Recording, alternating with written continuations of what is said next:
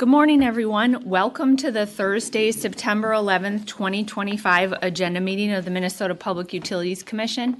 My name is Katie Sieben. I'm the chair of the commission. First, I'll take the roll of the other commissioners who are present for today's hearing. Commissioner Partridge. Here. Commissioner Hom. Here. And Commissioner Sullivan. Here. A quorum is present. Our first item of business is an introduction of Sasha Bergman as our Executive Secretary and Chief of Staff. So at this point, first I'd like to turn it over to Commissioner Hom to make a few remarks. Thank you, Chair Sieben. Yeah, I don't know how many of you are aware that our Executive Secretary role is defined in the statute and it is created by statute. So I'm going to read some of those information. So under Minnesota Statutes 216A.04, the Executive Secretary role is clearly defined, and then duty under subdivision 1A, the Executive Secretary shall 1. Cause to be kept full and correct records of all transactions and proceeding of the Commission. 2. Appoint, subject to Chapter 43A and the approval of the Commission, all other classified employees of the Commission and supervise and direct their activities. 3. Have custody of the seal of the Commission. 4. Serve as the administrative officer of the Commission with responsibility for personnel, budget, and other administrative details related to the work of the Commission or as required by state law. 5. Prepare orders, reports, and other materials as assigned by the Commission and recommend to the Commission such measures as may be appropriate to achieve the objectives of the Commission. 6. Advise the Commission of its financial position and recommend a budget for its approval. And 7. Perform other duties as the Commission directs. So our Commission cannot function very well without these specific duties and person in this position. So I'm very happy to see Sasha agree to serve as our very important Executive Secretary role, and I welcome her to the Commission. Thank you, Commissioner Hom. And Commissioner Sullivan. Thank you, Chair Sieben. Welcome, Sasha, to the Commission. I'm excited to have you. I have had the pleasure to work with Sasha in various roles, both in her previous role at the governor's office, and also when I was with the Department of Commerce, I would work with her as in my role at the Department of Commerce. And I've always been impressed with her straightforward, clear-headed, and just unflappable manner. So I very much am excited to work with you.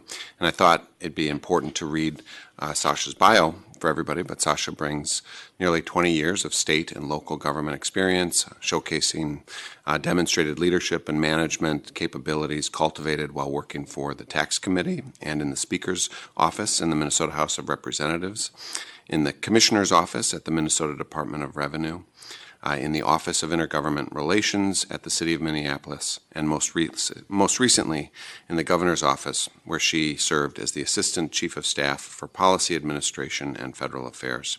Sasha holds a Bachelor of Arts degree in Political Science from the University of Minnesota and a Master's of Urban and Regional Planning degree from the Humphrey School of Public Affairs. Sasha was appointed by the Commission effective yesterday, September 10th, 2025. So welcome. Thank you very much, Vice Chair Sullivan. And Commissioner Partridge.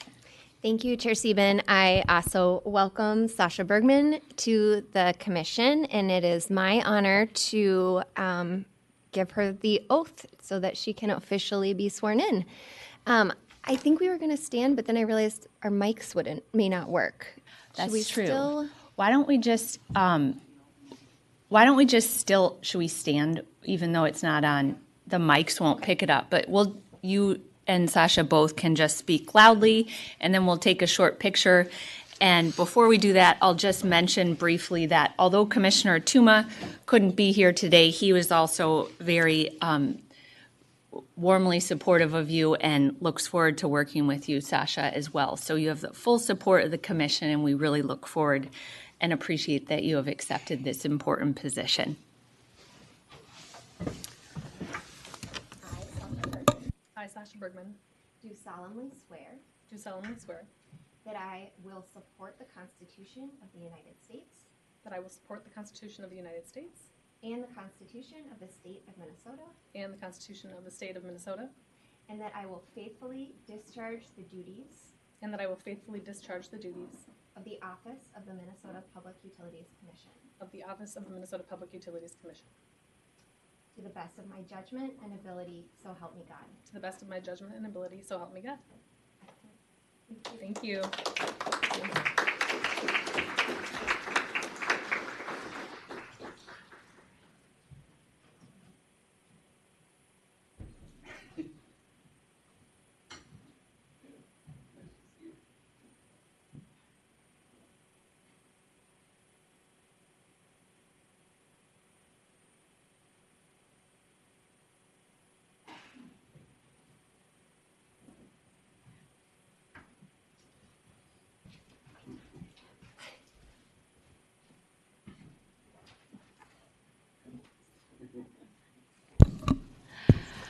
Okay, very lovely. Now we'll move on to our agenda. We have, how many of it? We have 3 items today. Item number 2 was pulled and will be up next week. So we'll begin with item number 1, and Mr. Janisic, when you're ready, please. Good morning, Chair Seaman and Commissioners. Item number 1 is docket number 2495 involving Dairyland Power Cooperative in the matter of the application of Dairyland for a route permit for a 161 kV transmission line in Fillmore County, Minnesota. The questions before the committee are, should the commission adopt the administrative law judge's findings of fact, conclusions of law, and recommendations? Should the commission find the environmental assessment and record created at the public hearing adequately address the issues identified in the scoping decision? Should the commission grant a route permit for Dairyland's 161 kV transmission line in Fillmore County? I have one technical correction to the filing I did on behalf of Commissioner Partridge. In the docket number, the abbreviation says CN. It should instead be TL for transmission line. I don't have any additional comments. Thank you very much, Mr. Janisic. And my understanding is that there are 2 officials from York Township who are online. Fred Shevel, apologies if I'm mispronouncing your name, who's the clerk of York Township, and Andy Ness, who's a township supervisor. So welcome very much. And commissioners I don't see them online, but hopefully, there we are. Good morning. If we have questions. Good morning. We'll get to you in just a minute here. So thank you very much for joining us. Commissioner Partridge, would you like to begin? And if the parties could come forward, please. We'll begin with appearances. Good morning. Please state your name and the organization that you're representing. Good morning.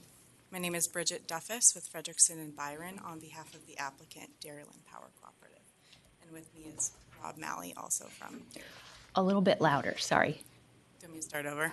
No, just for Mr. Malley. Yep, Rob Malley from Dairyland. Okay, great. And Commissioner Partridge, did you want to begin with questions? Yes, thank you so much, Chair Sieben, and good morning. So I will just note that I didn't realize it, but my monitor's not working, so I'm not able to see those online. I don't know if there's a easy fix. Commissioner Hom knows the tricks. Perfect. Okay. Thank you. Sorry about that announcement. I am having technical difficulties. Okay. Good morning. So I do have a couple questions I'm not sure who to direct my questions at. And is it Duffus? Ms. Duffus? Yes. Okay, either of you. We did get, as you know, a late filed letter from the Guardian Charitable Trust, and they've expressed concerns. They've provided some recommendations around an alternative route. I've just got some questions about whether you have been in conversation with the Charitable Trust and their representatives, and if you all have talked through some of their concerns to date. Ms. Duffus. Yes, Chair Steben, Commissioner Partridge. Dairyland has reached out to all of the landowners along the proposed route, including Guardian Trust, and we answered a lot of their questions in written comments after the public hearing. The route to the west of the proposed route that they proposed in their comments was actually the route that was considered and rejected prior to the application filing. And so we've explained in several instances why we did not select that route. Okay, thank you. So have you had a chance to see my late file decision options that slightly modify some of the permit conditions? Ms. Duffus. Yes, we have. And do you have any concerns with any of the modifications, or do those look okay to you guys? We've reviewed the modified decision options and we don't have any objections to them. I do have one item I want to just confirm our understanding is correct. Okay. It's on modified decision option 3A, specifically with respect to the coordination on pole heights. I just want to confirm our understanding is correct, that the intent of that revision is for Dairyland to work with landowners to make sure the poles are tall enough. Correct, Ms. Duffus. The idea, I think, expressed in the record was that at times it may be difficult to maneuver farm equipment underneath certain lines. And I know you have quite a range of pole heights that you've provided in the record. And so the intent there is just that you work with landowners to understand their needs around moving farm equipment around, and to the extent possible, you're able to accommodate that within the range that you've already filed as pole heights. Ms. Duffus. Yes, Chair Steben, Commissioner Partridge, that we're okay with. Excellent. So I don't have any more questions. I do just want to say to the Guardian Charitable Trust, first of all, it sounds like your organization is doing quite important work, and we appreciate that. I do take your concerns very seriously. We want to make sure that we are accommodating landowners' needs and making sure that we are maintaining farmland and ensuring that crops can continue to produce as close to the levels as before, and that we are leaving the land intact after we have these infrastructure projects. So with that, I've included some modifications that specifically call out some of the landowners' concerns around soil compaction and crop yields. I really appreciate the applicant's acceptance of those and willingness to work within those additional requirements. And I really encourage both the Charitable Trust and Dairyland to communicate and work together to try to address the needs of this particular landowner, and of course with all the other landowners. I know that there was some concern around the expanded route width, I believe. And so I did want to check with you, is it still your intent to keep the poles within, along the street? I think it's 171st Street. Ms. Duffus. Chair Steben, Commissioner Partridge, we're requesting a widened route width along that area so that we can work with landowners to minimize impacts. Currently, the alignment would be along 171st Street, Okay. 171st Avenue, but the widened route width would allow us, if based on those negotiations with landowners and final design, the alignment needed to follow a parcel line instead of going between the houses. Okay. But currently, the plan is to go along the road. Okay, and the plan is to work with those landowners to make sure that you're helping to accommodate their needs as well. Yes, to the extent we can. Great. And then the other piece I just wanted to point out is that we did put, and this is, I think, all I have, is that we did put some additional language around soil compaction. And landowners can file a complaint. That complaint would be either addressed directly by the applicant at the time of the complaint or would come to the commission if Dairyland is not able to address that. So if there are ongoing issues around soil compaction and loss of crop yields because of that, there is a complaint process, and we would take that very seriously and handle it if for any reason the company is not able to do so. So I just wanted to point out those additional considerations and factors in the permit that we've added. And I don't have any other questions, but I do know that there are others who maybe wanted to speak. From Mr. Ness, is it from York Township? Sir, could you please state your name for the record? Yes, Andrew Ness with York Township. Great. I know that the township was concerned about the impact on some of your roads. And could you please provide what your concerns are, and has the applicant been working with you to address those concerns? Yes, so we've met Peter Wyatt 2 or 3 times. He's come to a couple of our meetings, along with some other people that he works with. I think really the only real concern we have is I know that there's going to be heavy equipment, drilling holes and setting poles and things of that nature.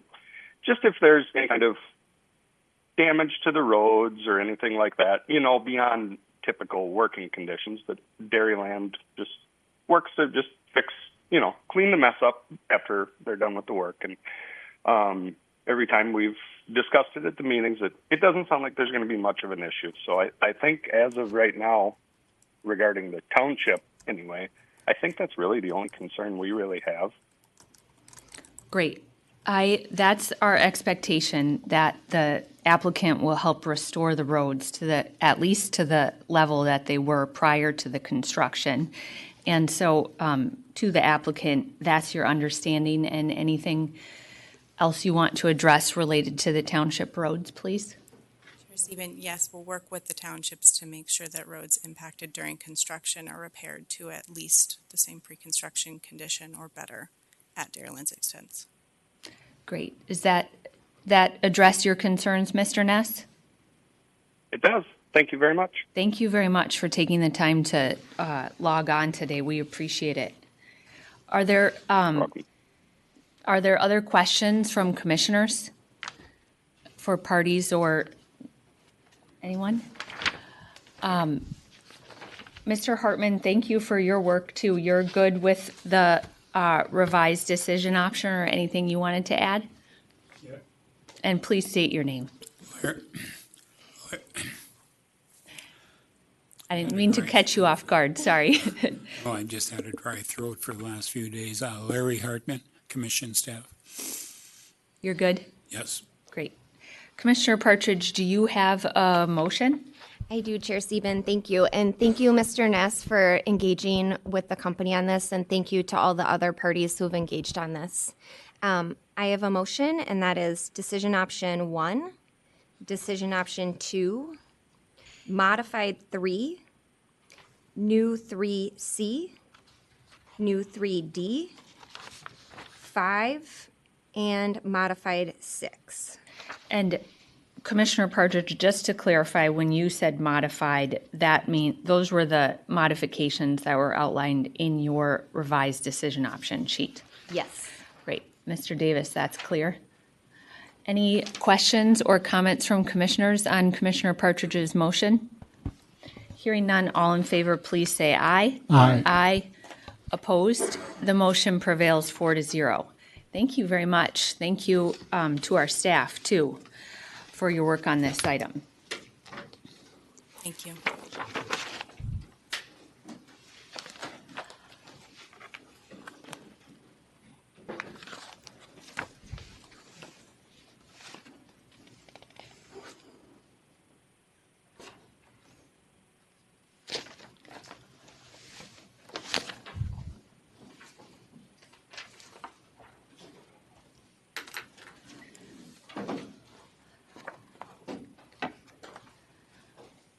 Good morning, Mr. Stolpis. When you're ready, please introduce agenda item number 3. Thank you, Madam Chair. Agenda item number 3 is docket number ET2/RP-22-75 in the matter of Great River Energy GRE's request for a 1-year extension of its next integrated resource plan filing. The issues before the Commission: should the Commission approve GRE's request for a 1-year extension until April 1st, 2027 to file its next integrated resource plan?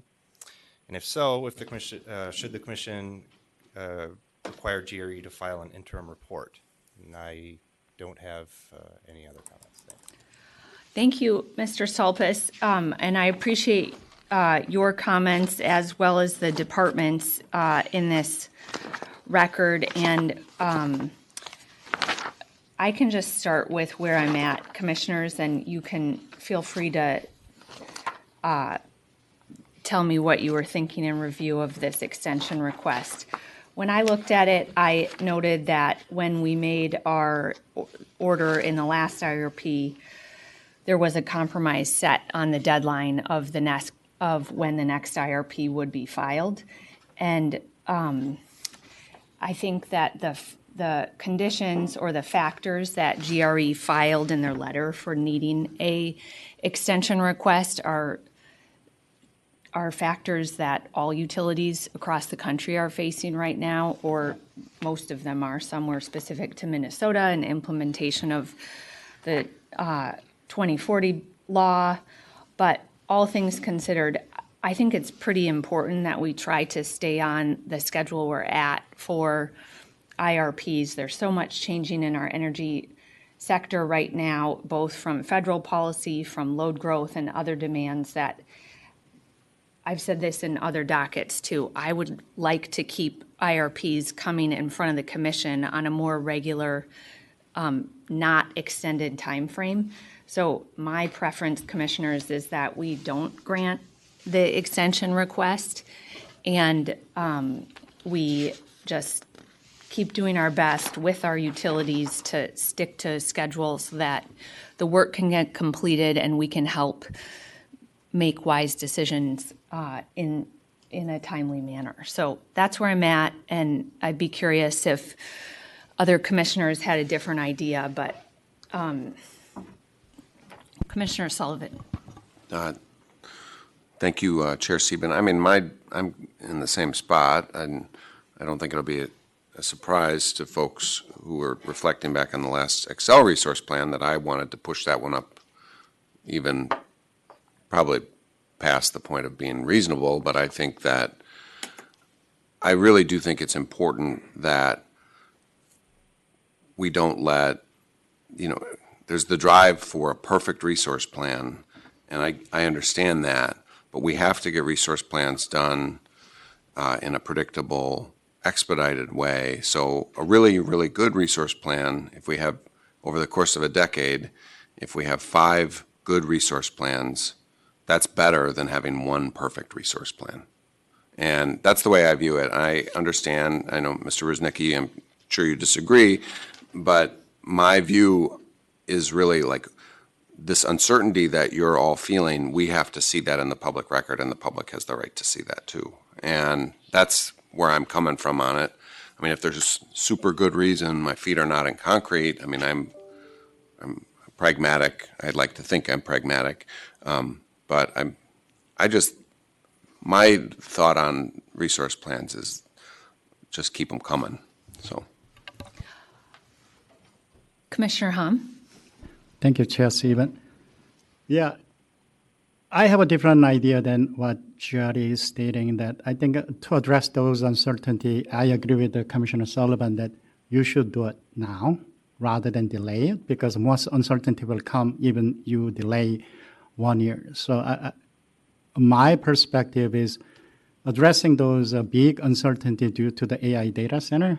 I think we should do timely filing and timely evaluation and approval at the Commission. And then if there is any uncertainty is not addressed by that filing, we can address in separate filing. That I agree with you that. I'll move then to decision option 5 to reject GRE's extension request. Oh, sorry. I'm apologies. No, that's okay. Thank you, Chair Sieben. I agree with everything that you all have said about, I think, the greater uncertainty we have, the more reason to be looking at things and providing additional sensitivities to factor that in. I did have one question for GRE, which is just practically speaking, these plans do take quite a while to get together. I'm wondering if you are able to file on time, given where you are? Mr. Rizicki, welcome. Please state your name for the record. Good morning. I'm Zach Rizicki, Director of Resource Planning with GRE. That's a great question.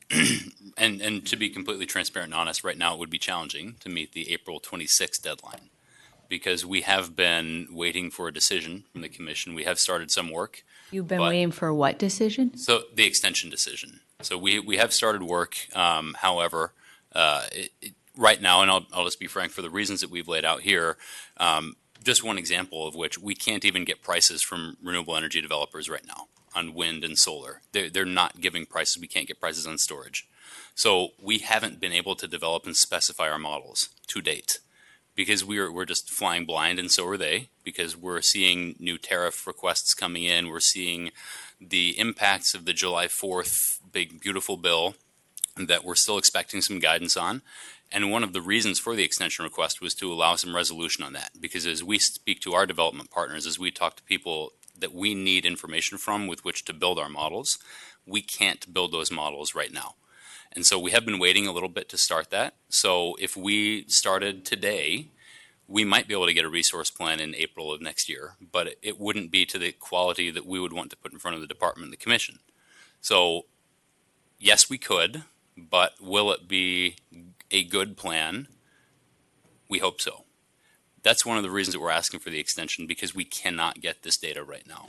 And I know that's prevalent for all the other utilities as well, but it's also impactful for us as a new era grant awardee at the federal government level. We're still waiting for resolution on what's going to happen with that program. And if we lose that grant, or if that program doesn't move forward, that's a wholesale reimagination of our portfolio going forward and what we already have hard-coded into the model, because many of those projects are dependent on that grant funding, and we do expect some movement from the USDA Rural Utility Service Office in the next 3 to 6 months on this. So the answer, long way of saying yes, but it's challenging. And my perspective, Mr. Rizicki, is like I'm sympathetic to that specific grant funding that I don't know was one of the reasons you listed in your, it was, yes. Is that part of the IRA repeal overall, or that is not part of the IRA repeal. That program is still moving forward much more slowly than it was under the previous administration. Yeah. And we have conversations every week with USDA, with RUS, and we feel hopeful still. But there's just a lot of resolution that we need in the next couple of months from the federal government that they will be providing to us. And don't get me wrong, like I'm very sympathetic to how dramatic the federal energy legislation and stoppage of grants, programs, and permitting has been slowed for renewable energy. Like we hear that from every utility every time we're talking about this issue. I just can't like make the connection in my head of why giving you an extension like is any different than giving anybody else an extension. And you're going to have to file, no matter how long of an extension we give you, you're going to have to file like what the situation is at the time anyway. So, you know, like by the time we ordered our last, we ordered you to get set on this date, yes, a lot has changed since then. The 24 law hadn't changed since then, I don't think. And so like we just have to keep moving forward in a changing environment is not my message specifically to you, but I think to those of us who have to do resource planning. You know, like it's just a dynamic shifting situation that everyone's going to struggle with, I think. Commissioner Hom. Thank you, Chair Sieben. I understand, yes, but as a modeler, it'll be very painful. You have to run more model, but clearly, you don't know the final outcome, but you know the boundary of the outcome. knowing boundary outcome, you can run the scenario. So I understand we have to choose among many different options at the end, but by that time, we may have a more clear outcome. Then we can pick and choose that outcome based on that third-party uncontrollable outcome. So I think at this time, you should run more scenario based on the potential outcome of that you cannot control, and then give us that option. By that time, that you will have a more information that which one is a better decision. So I hope rather than we just wait, we run more scenario and bring us more information. It'll be confusing for us, but by that time that we can have more information to make a good decision there. Mr. Rozicki. Yeah, thank you, Chair Commissioner Hom. I don't disagree, and I understand exactly what your position is. I think one of the challenges that we'll face is if we are going to file and not be granted an extension, what you're mentioning, Commissioner Hom, is doing more modeling work, creating more scenarios, creating more. I'm envisioning we're going to be filing 3, 4, 5 preferred plans based on different scenarios, prices, load changes, and that's a lot of additional work in an even more compressed time frame now, going into April of 26. So if there's any way to receive a couple of months or 3-month extension that would help us do that additional work and still stay remotely on schedule, that would be appreciated.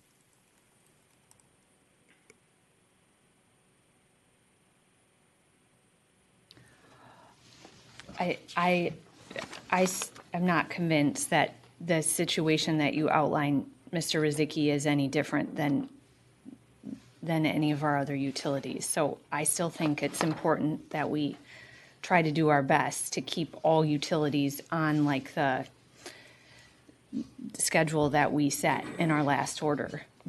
And you haven't at least convinced me that there's a reason to grant an extension request now. We also know how this goes, that oftentimes the work is dependent on other parties being able to like check the validity of your modeling and double check what you filed. And I'd also be mindful that, you know, it's very likely, even if we don't grant your request, we're not going to be taking it up.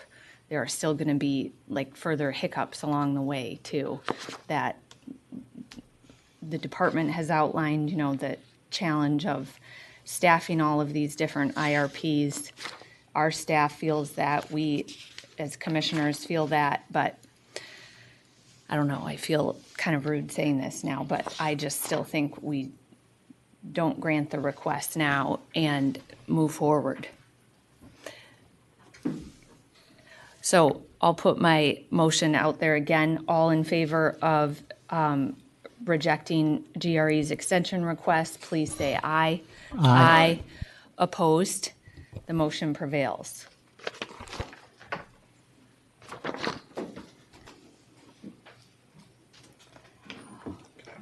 We're going to take a 5-minute break, and then we'll take up our last agenda item.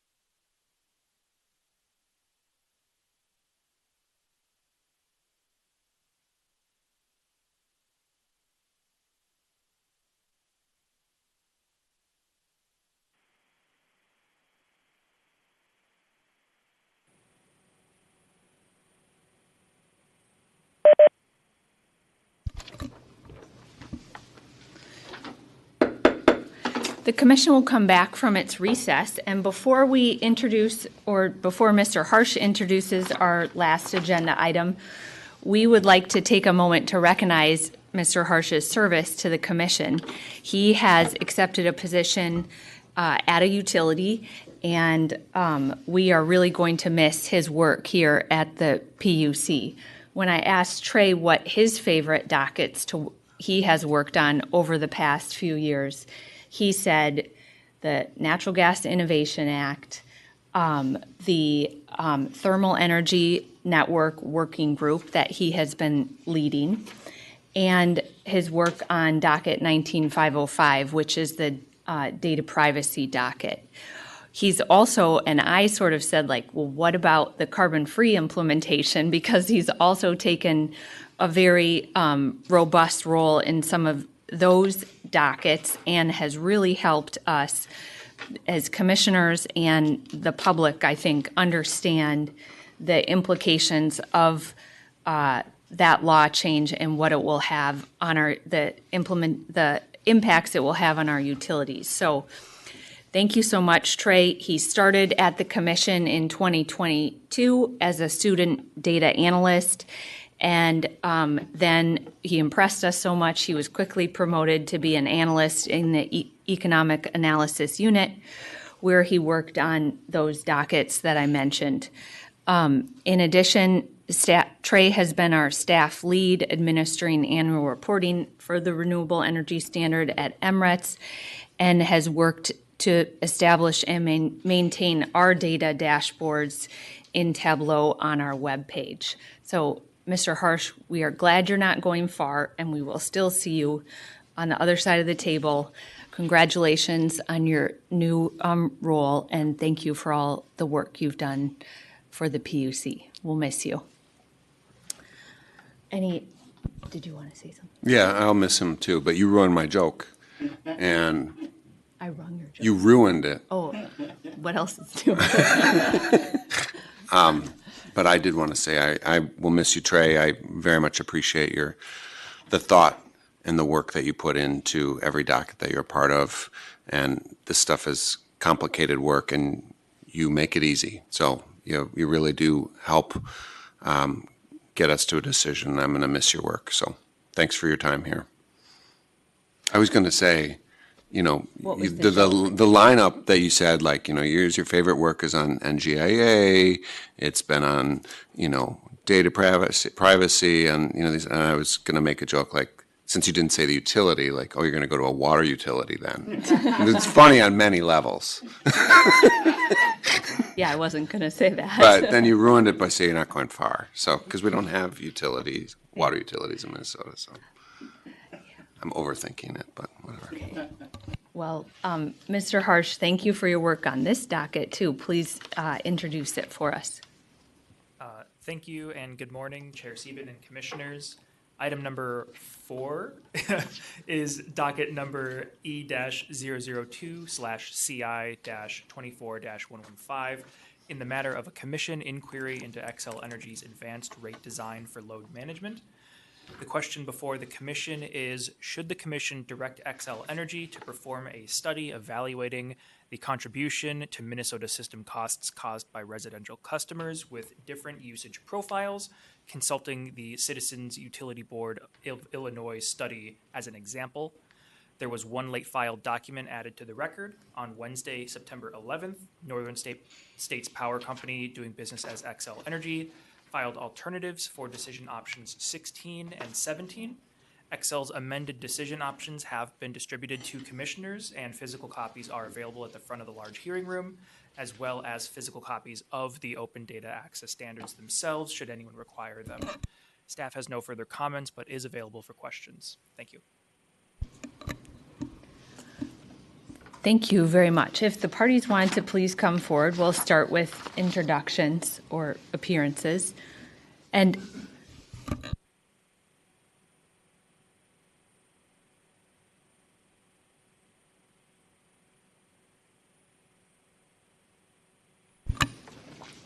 we're working on getting our camera or our microphones fixed, but I'll note that the camera isn't really going to everyone on that quick of a timeframe, so please speak up as much as you can.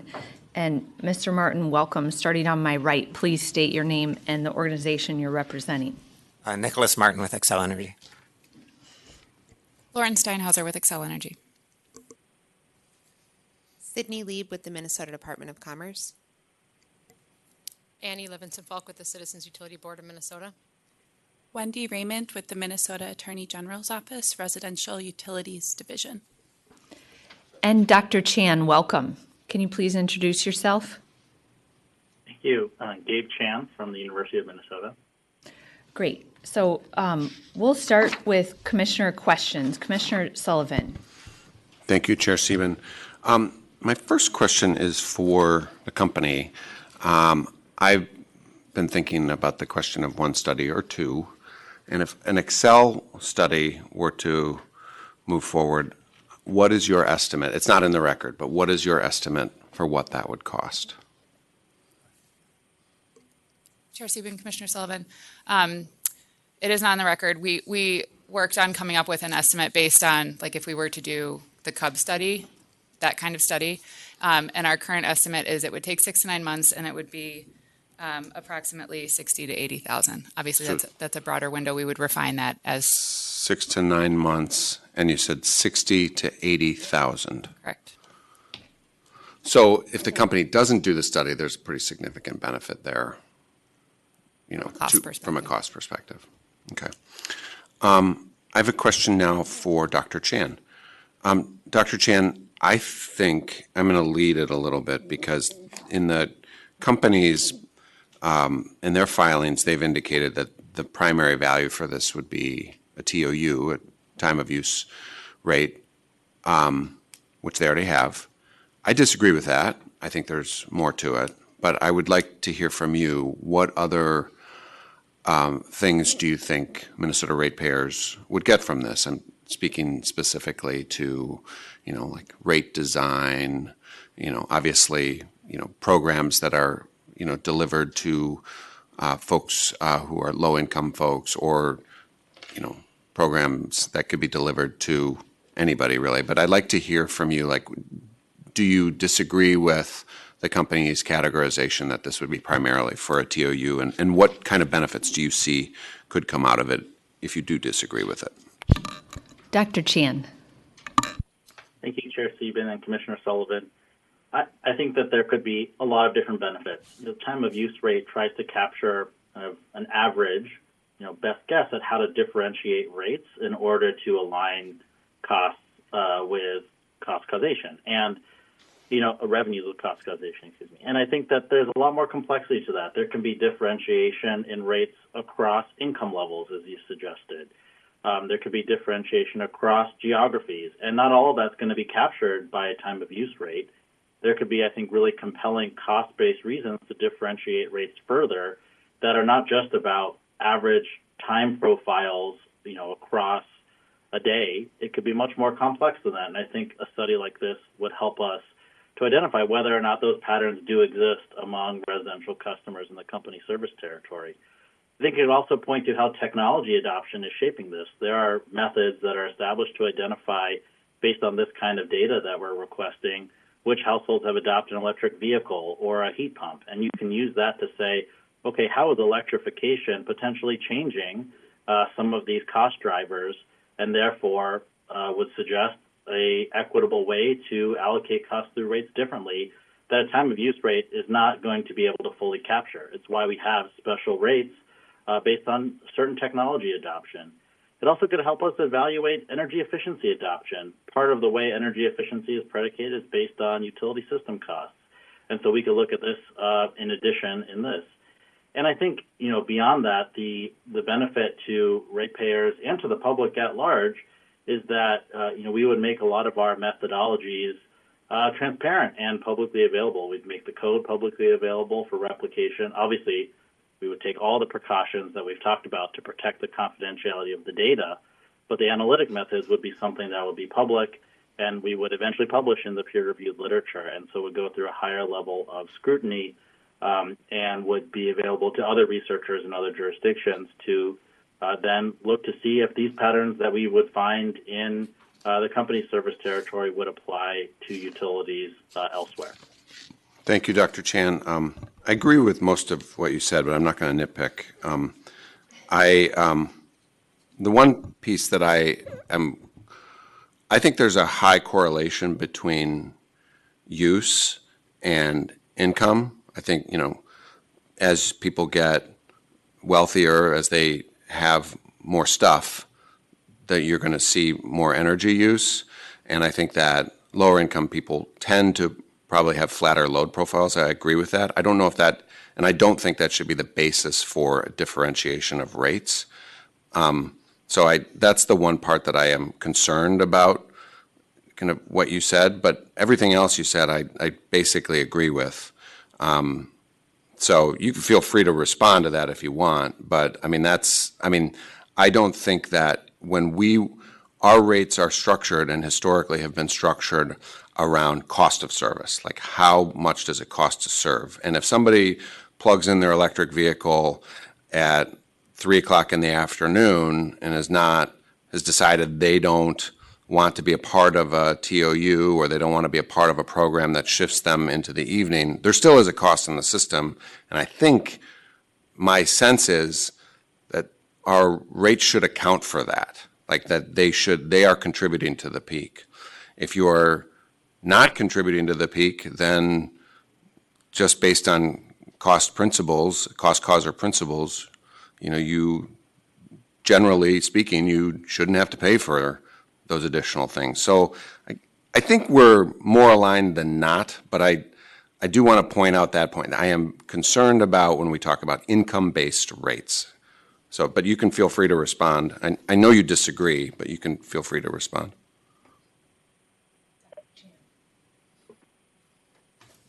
Oh, Dr. Chan, go ahead, please. Thank you, Chair Seaman, Commissioner Sullivan. I think I agree that there could be many rationales for why rate differentiation is in the public interest. Cost causation could be one of those. I think also public benefit could be another. I would argue that there is a lot of public benefit. It is in the public interest for everyone to be able to afford electricity, and that's totally separate from cost causation. Cost causation can be a principle for how to allocate those costs and can be a useful principle in rate design, but it's certainly not the only consideration. And I think the public interest benefits of affordable electricity are much broader, and the Commission has the authority to set rates that do differentiate based on income or technology or geography in ways that advance the public interest as it sees fit. I think this study's purpose would be to help to understand cost causation, but then could also be used to understand where are there different, not just contributions to cost, but where are there differences in who is paying, who is generating revenue for the company from using electricity, and are there big gaps in areas that are potentially over contributing relative to their costs? I appreciate that answer. It's a good answer, so thank you. It's thoughtful. I also have a question for you regarding the department's recommended guidance on decision option 13, A through E. I felt like that was, again, I'm kind of leading you a little bit, but feel free to disagree. I pretty much agree with A through E. I like them, and it's directionally aligned with the way that I think about it. But I'm curious how you think about the department's recommended guidance on decision option 13.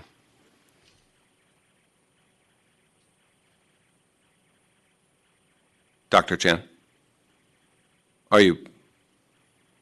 Oh, thank you. Thank you, Commissioner Sullivan. Yeah, I think generally that guidance, would make sense to me. Maybe we would want to work more closely with stakeholders to refine that as we went into the study implementation process. Okay. So, all helpful. Now I'm going to kind of pull some strings here together, I think.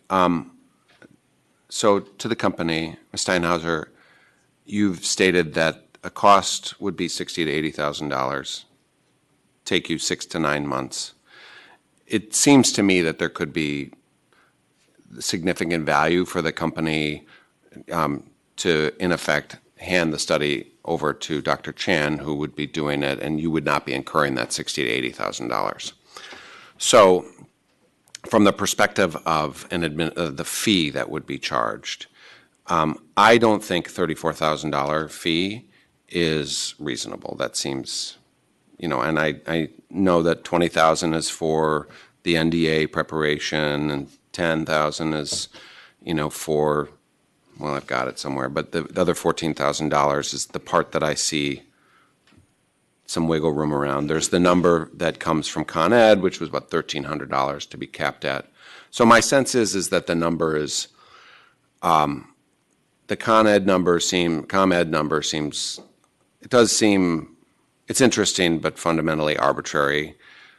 But I cannot in any world think that this is $14,000.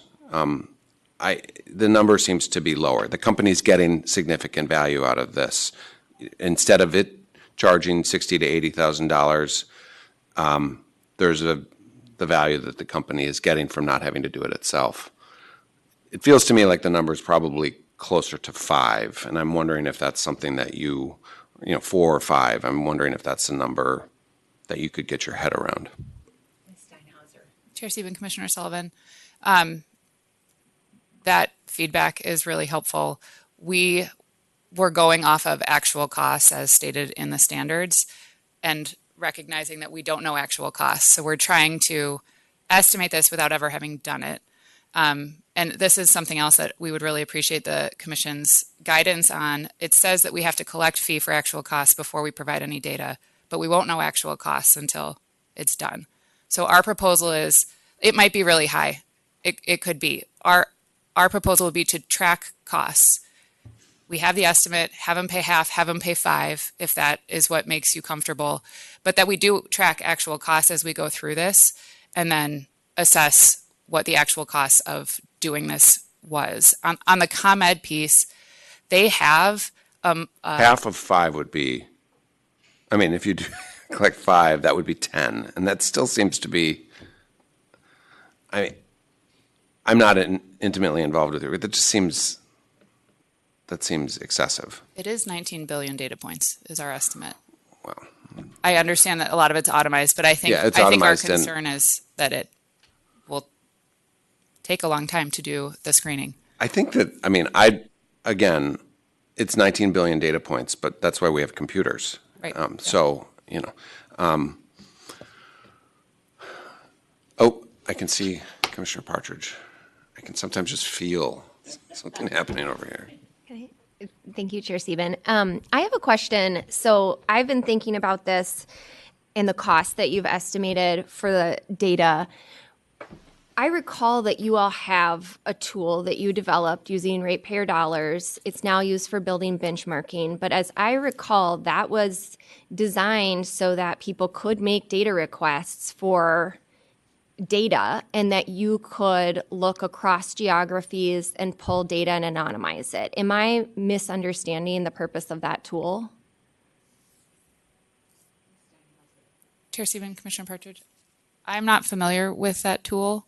My understanding is that we haven't provided anonymized data in Minnesota, so it could be aggregated data, but it is aggregated data that I think it's currently providing, but I'm struggling to understand how that tool is not something that could be used for the purpose of anonymized data.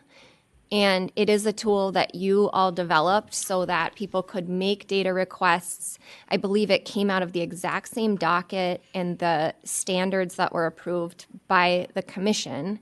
And so I'm having concerns about how many times we're paying for data access. Chair Sieben, Commissioner Partridge, the folks who have provided, who would do this work are on the line with us, and they're not familiar with the tool that would do that. Well, I would agree that would Quirk in your office, I don't know if he still works there, is the one that developed the tool. So I think you guys need to talk across departments to understand what tools are available and whether you can use those to address data requests that come out of an order that the Commission put out. And I'll just say that, I think that the data standards that were provided are pretty clear that it was the commission's intent that utilities provide data for research institutions. And so I'm really, I think, baseline unclear why you're denying the University of Minnesota and other researchers, including CUB, who was specifically called out by Commissioner Sullivan as an entity who did a study that would be valuable to the commission. Why, number one, you would deny them access to that data in the first place. And then number two, I'm also struggling to understand why it's so expensive and why we can't use a tool that ratepayers have already helped to fund for other types of data requests. I think if I can just, Commissioner Partridge, if I'm getting help from staff, I can jump in. I think it was to deliver aggregated data to cities using a 450 standard, if that helps, like reference what the tool is that maybe Ms. Steinhauser, your team can check on why that tool that as Commissioner Partridge said, was ordered in a previous docket, could that be used to help anonymize the data and then get it to Dr. Chan? And maybe Dr. Chan knows of this tool, yeah, Commissioner the Partridge? Was designed to do 450, but if it can do 450, why can't it do 1515? I mean, it was a pretty expensive tool. Ms. Steinhauser, does that help, or can you get more information about it in the next 2 minutes? Chair Stephen, Commissioner Partridge, we are trying to get more information about it. That helps. I will say there is no intent to charge more than actual costs, and if it's not actual costs that the commission wants us to charge, we can adjust. Sorry. I mean, to this point, though, this is why I brought up you have stated that the value of the study would be $60,000 to $80,000. So even if it's $34,000 that you charged, I mean, it's 2 times, potentially 2.5 times what I think the original inflated number was valued at. So it feels to me like Xcel is getting value out of this. Xcel is getting significant value out of this. And that's before we even talk about the learnings that we're going to get from this. So from my perspective, that is the most important data point, is that Xcel is foregoing doing a $60,000 to $80,000 study, and Dr. Chan and the Chan Lab would be doing it with that seems to be, that's why I said, well, the number should be lower. Chair Seaman, Commissioner Sullivan, that's helpful. We were wondering if value as used in the standards was if we were able to automate the process more by working on the data for them, that value would be attributed or reduced from the fee, if that makes sense. Like ComEd, they have a repeatable system. That's why they can charge $1,500. They've set it up. If responding to this data request allowed us to create a repeatable system, that would be the value that the company got, that then wouldn't be a cost imposed on others. All this to say, it is helpful to understand how you're thinking about value in terms of how it's applied to the actual cost. Thank you. I'm not, and I'm thinking on the fly here, it's dangerous, but I'm not opposed to setting a number that's more than $1,300, and then having the company track its actual costs for that.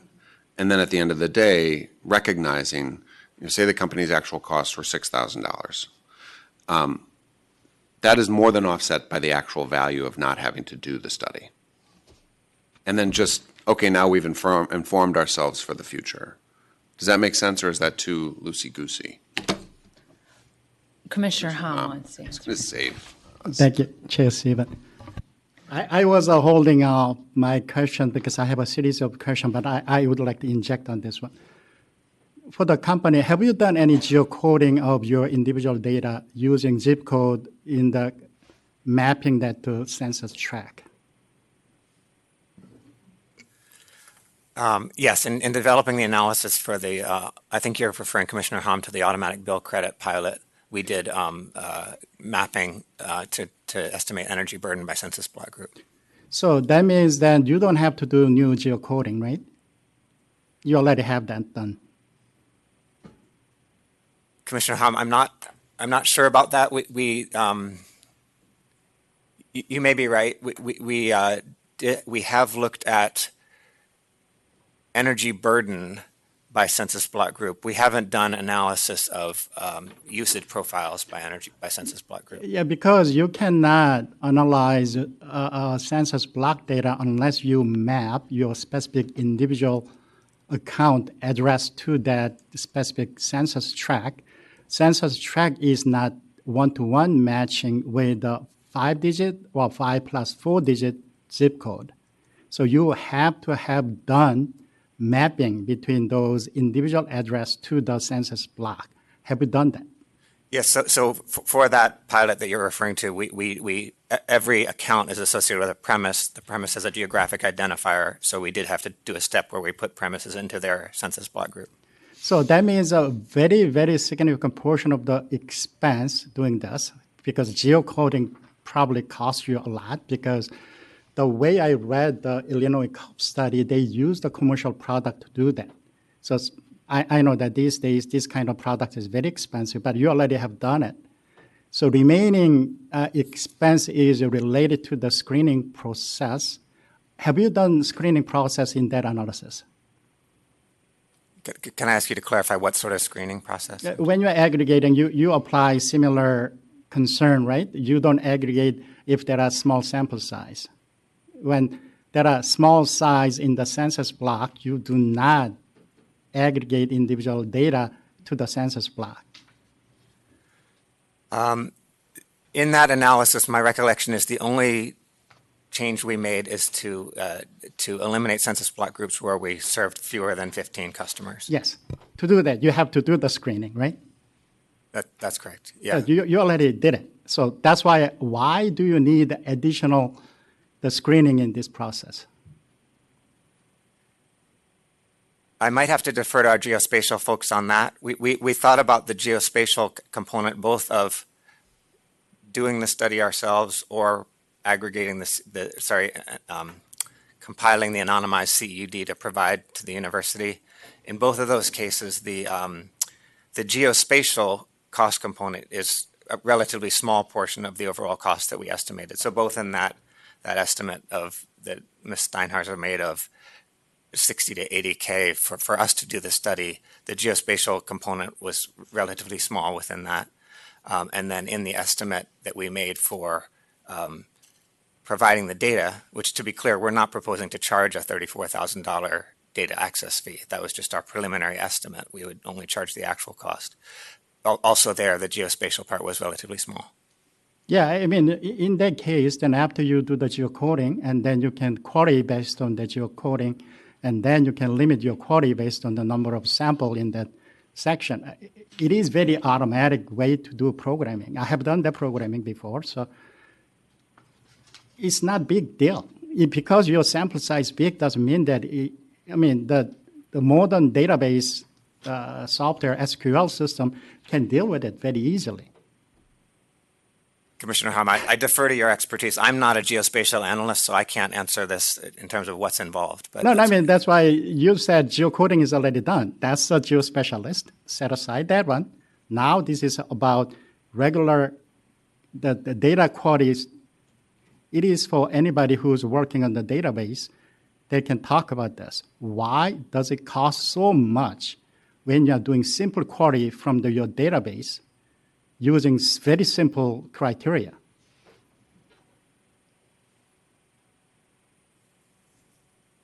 So I might, again, have to call on one of our geospatial folks. I don't think it costs so much. I think that was a small component of our cost estimates.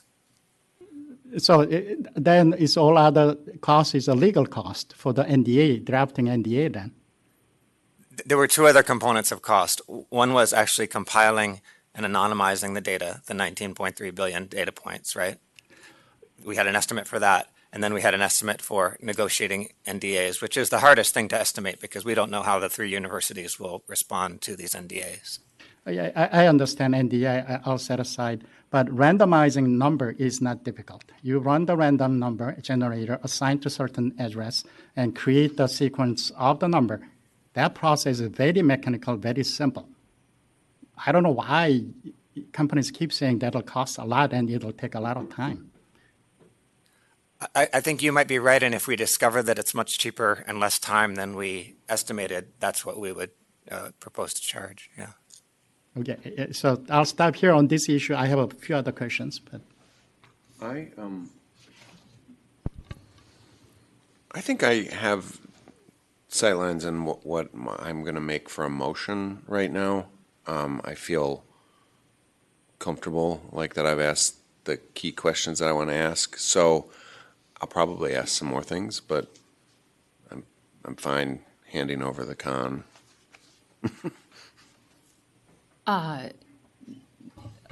Where are we at, commissioners? Did you want to keep talking about the fees, or continue to talk about maybe what I just took away from that exchange, that I'm not certainly tracking this as well as I should, but my understanding of what the dialogue that Commissioner Hom just had with Xcel is, if you already pulled the data from the ABC pilot, can you use that data already so you don't have to pull all the additional expense or use the additional resources, staff resources, to get additional data to export to Dr. Chan?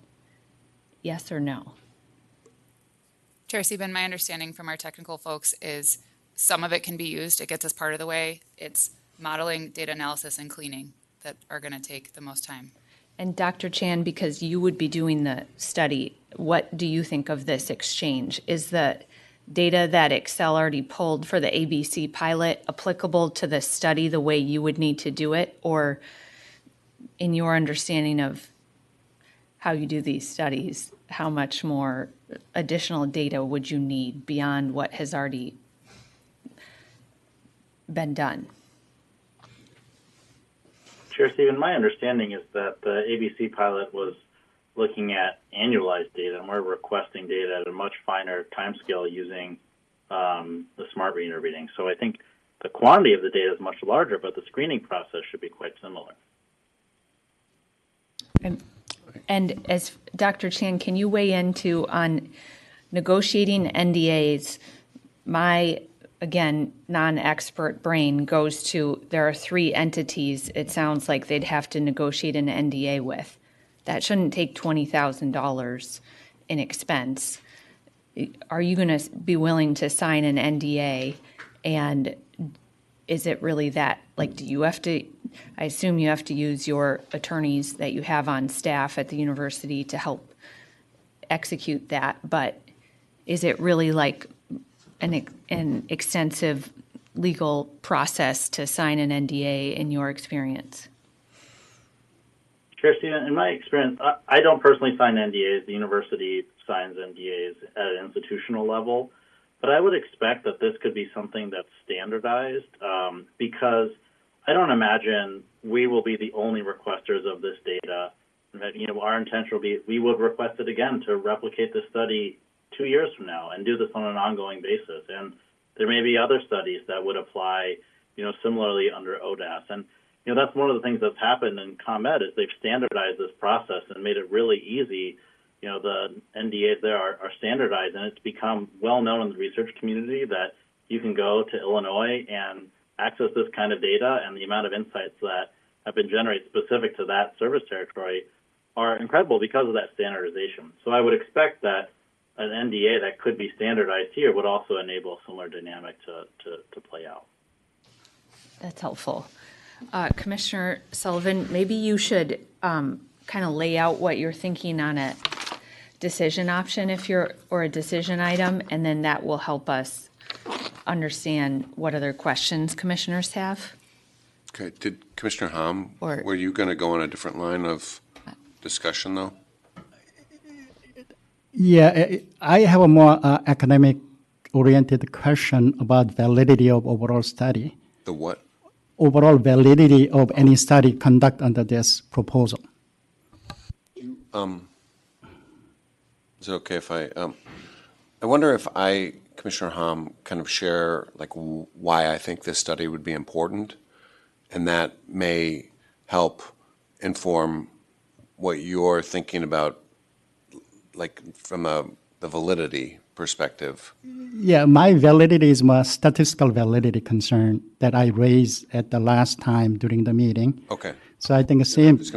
Then I think you should probably go now, and then I'll. Okay. Thank you. Yeah. So, Dr. Chan, have you reviewed the working paper version of the Illinois study?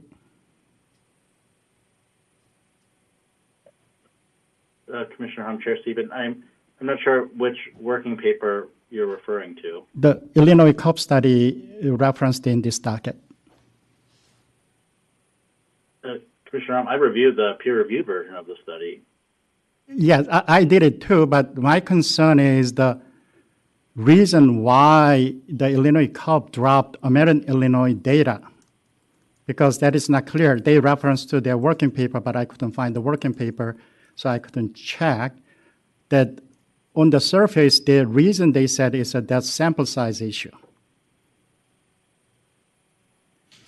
And given that information, I quickly checked as of today how many sample you can get from Xcel versus American Illinois. American Illinois has about 1.2 million, and Xcel has about 1.3 million. So that's why I was wondering it was properly checked whether this study can be conducted on the right statistical significance level, or even it can be done. Dr. Chan. Commissioner Stephen, Chair Hunt, I would expect that we could absolutely conduct this study with statistical validity and, use the data. To me, it's the statistical validity is more about the representativeness of the sample we would get relative. Not relative to the overall population. So, I have a hard time understanding why they had to drop the AMR data. I would need to go look at that to understand why. But, with the number of customers that have AMI deployment already for over 12 months, I think we would have something very reasonable to work on. And, there would be continuing benefit. As I mentioned, we would plan to request this data again in 2 years and replicate it as AMI deployment has reached 100% saturation. And we would have an incredible amount of benefit to be able to develop this now based on the data that is available, replicate it over time using very similar code that we could just apply to a new data set. So I don't have statistical validity concerns given my understanding that the majority of Xcel customers have AMI deployment. I think this would be a great way to utilize that very expensive investment that's been made in AMI to date. Yeah, but I strongly suggest you check with the Illinois COP on that validity issue, why they drop American Illinois data. Otherwise, I think it can be just an empty study with a certain number outcome. I think we can do a lot of numerical work. Producing some numerical outcome doesn't mean that we have a relevant inference out of that statistical work. So I hope you conduct that research before you conduct this research. Second concern is the statistical validity is about the income data. I think I raised this question during the proceeding we discussed before. You are trying to focus on census tract level income data from ACS. ACS is clearly stating that there is a huge potential margin of error in that data. So they are strongly recommending be careful using that data to make an inference. And their general suggestion is that county level income is meaningful statistically, but census tract level data may not have a lot of meaning because given the size of the margin of error. So I hope you have a proper study and do your due diligence on that part to making sure that we have something meaningful number, not just number out of this study. Dr. Chan. Commissioner Stephen, Chair Hom. Yes, I think since we had that exchange, or since I listened to it, I've had a chance to think about this some more, and I think that we would rely not just on income as a single measure, but we could look at other correlates of that also, which are available, I think, at a much higher level of resolution, such as property values. And I think we can start to triangulate it and make sure that we're corroborating and not relying solely on the ACS income level reporting. So I think there are really powerful ways that we can get around this, and we also have, I would expect we would bring into this project the Minnesota Pop Center, the Population Center based here at the University of Minnesota, which has, I think, some of the best researchers of demographic data in the country. Okay, thank you. And then maybe this will be my final question. What you're asking from Xcel is anonymized individual data with KWH. What else are you asking from Xcel for that single individual data line other than KWH?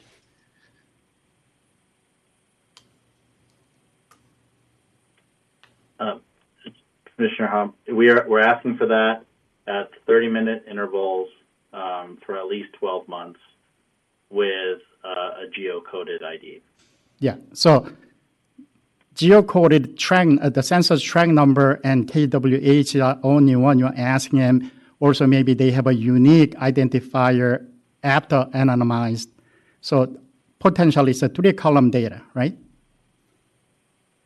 So that's why I don't understand why Xcel has a concern with the 1515 screen will potentially being used to re-identification, because the paper I review with the re-identification problem, they have a lot more variable to use to re-identify. Does Xcel have any scientific or statistical reason that these 3 variables can be used to re-identify any individual customer?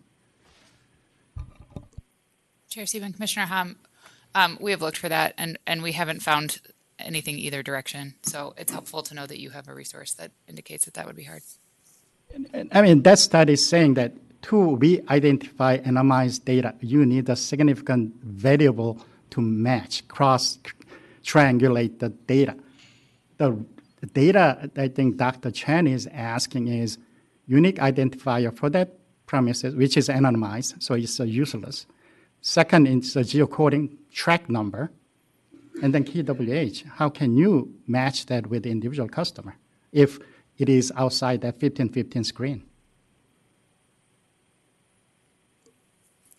Chair Stephen, Commissioner Hom, like I said, we have looked for support in either direction, like 1515 is enough with this number of variables or not.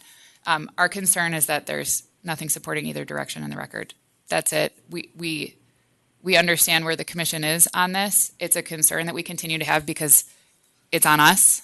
And so we just feel the need to continue to raise it as a question. If there are resources, which I don't think have been brought into the record, that would be really helpful to substantiate what we're doing here. But we will do what the commission wants us to do with this data. Commissioner Hum, can I interject? Didn't we already say what the screen was in our previous order? And so why are we rehashing it again now? What am I missing, Ms. Steinhauser, that wasn't clear in our anonymized data order that now is different than what Commissioner Hum is asking? Yeah, Chair Stephen, thank you for the question. Our primary objections to this were redundancy and then balance. We have continued to state that concern about the screen because, again, this is on us. It's our customers' data. It's essentially continuing to raise it in the hopes that we can hash it out further. You're continuing to fight our order that we already made the decision on is what I'm hearing in my head. So tell me what specifically about customer data is at risk here it's kind of frustrating that it's coming up from the utility where it's we already made this decision, you had your say, we made a decision, and now don't make it so hard for people to do what they want to do with the data that is protective of customers' private information. So what don't I understand about what you're saying, that it's too much work to anonymize it, or I'm not hearing any privacy concerns based on what Commissioner Hom just said too. So what am I missing? Chair Stephen, like I said, our primary objection to this was not the privacy concerns. It was that the request was made 3 weeks before a notice was coming out on this very issue. And it seems like that's not a basis for us to object, and so we're going to take that back with us, and that's fine. I think it's a very unique situation that's probably not going to be recreated. On the privacy front, we understand where you're coming from, and I don't have anything else to add other than what we've provided in our papers. Sorry to interject. Thank you, Chair Simon. One more question to Dr. Chen. Dr. Chen, this is dealing with a potential human subject in your research. Do you have to go through another level of scrutiny at the university, getting approval on how to manage this data to make sure that it's not harming any human subject? Dr. Chan. Yes, thank you, Chair Steven, Commissioner Hahn. All of our research that in any way even could potentially deal with human subjects goes through the Institutional Review Board, and they ensure compliance with, the university's most sensitive clinical trials with disadvantaged communities. And so, everything would go through the IRB screen, which are a giant team of trained professionals that manage all kinds of sensitive human subjects related or potential human subject related kinds of research. Commissioner Sullivan, I know you're chomping at the bit, and I want to hear what your idea is too for a motion, but I just want to ask quickly, I thought of this, to Xcel, if some version we move forward with the study, which it seems like that could be the direction Commissioner Sullivan's headed, will you outline how you think the timing with the results of the study and then how you will file, how the utility will help analyze what the benefits of the study are, how that will compare to the ABC pilot? Because I do think that the intentions of both are somewhat aligned, and as the commission looks to use limited resources for application to help, all of your ratepayers, we need to be mindful of that pilot that is ongoing or just getting started, and then how this could potentially compare to that. Mr. Martin. Thanks, Chair Stephen, for the question. So the timing of the ABC pilot, those bill credits started to go on bills June 1st. It's at least proposed as a 2-year pilot, so we'll be reporting to you every 6 months. That would mean that the final report in that pilot comes around June 2027. And then how would that hook up with the results here, or not determined? So I think that depends on whether the commission orders us to do a study or the university and the timing of each. If we were ordered to do a study, we have proposed to do that once we have a year of AMI data, so starting in early 2027, and I think we estimated that It'd be that would done take in us early 27? If we only began it then, and this is obviously to your discretion too, whether we should wait to that point. If we only began it then, we've estimated it would take 6 to 9 months.